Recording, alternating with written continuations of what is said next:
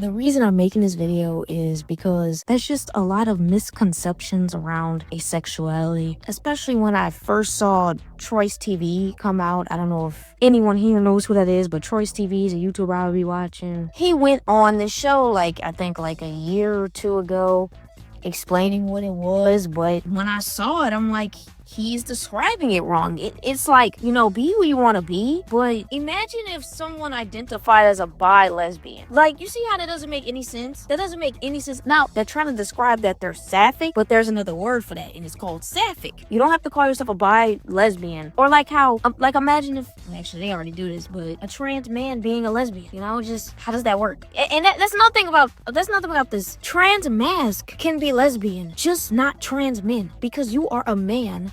Lesbians are not attracted to men. Lesbians are not attracted to men, and vice versa. I'm actually gonna play the clip that Choice was in for an example, and I'm not trying to rag on him. Like, there's no real proper education for queer stuff anyway, but I'm just saying, you could have at least looked it up. Not, just in general, not just him. So, do you date? No. You don't date? No. Why not? You're young, you have a lot of money, you're handsome. Why don't you date? I am asexual. Asexual people don't date. Please stop conflating asexual to aromantic. There is nothing wrong with being both.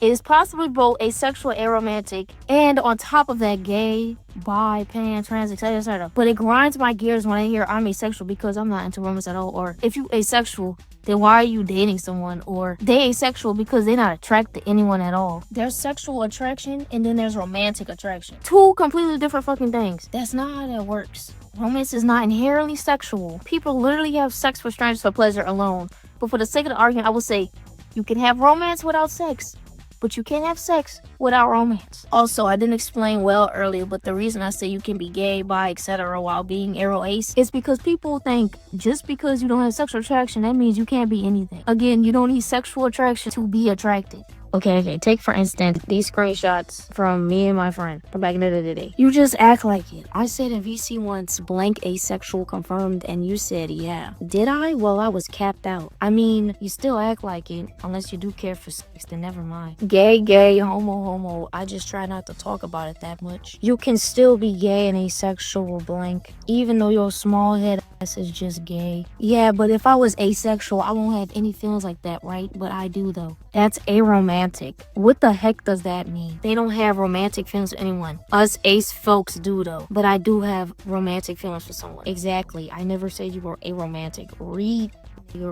So what would that make me then? Example. Asexuals have romantic feelings. They're just not into sex. You can date as an ace. I'm dating Sam and I'm still ace. Even though apparently you aren't ace. They can be gay, lesbian, bi.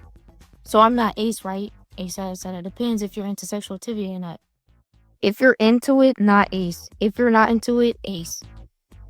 I just talked about getting digged down to the core by my childhood beast friend, so I'm gonna take a guess and say that I'm not ace. The A in LGBTQIA does not stand for fucking ally. It stands for asexual. I don't know why the fuck would you put the word ally. That doesn't make any sense. And it's not because I'm ace. I came to that conclusion before I was ace. That shit stands for ace, bruh.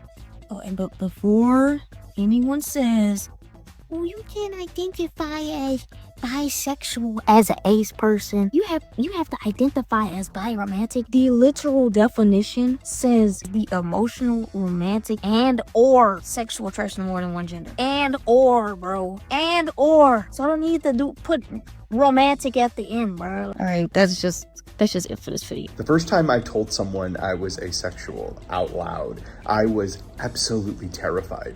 I was totally convinced that I would say I'm ace and they would laugh or ask really inappropriate questions, or worse, tell me I was wrong and I didn't know what I was talking about. That didn't happen, of course. And I realized that all of those anxieties that I had about that first time, all of those things I feared would happen, were my own insecurities about my understanding of myself. I was afraid it was a joke. I was afraid I didn't know what I was talking about. We should always be thoughtful and mindful of who we are sharing our most personal things with. But at the same time, we need to make sure that we aren't standing in our own way to being fully authentic in the world as ourselves with other people.